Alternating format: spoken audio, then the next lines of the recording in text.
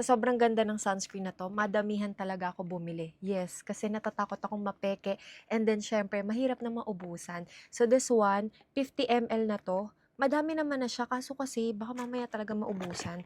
So mahirap na. Ganyan ako kadami mag-hoard ng Hikari sunscreen, guys.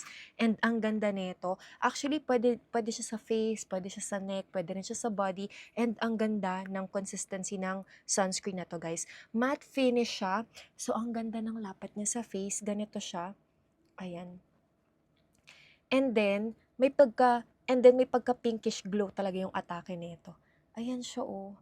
See, hindi siya naglilibag-libag, hindi rin siya yung nagi-gray, kaya talagang ina-adapt niya yung pinaka-current skin tone mo and ang ganda niya talaga sa balat, girl. See? And isa pa sa nagustuhan ko dito sa sunscreen na 'to, UVA and UVB protected na tayo. So, kahit nasa loob ka ng bahay, protektado ka from gadget, radiation, and yung mga ilaw sa paligid. So, kung gusto mo nga rin, alam mo na, ayan, mag-checkout ka na rin. Ilalagay ko na lang yung link nito sa baba. So, yun lang. Bye!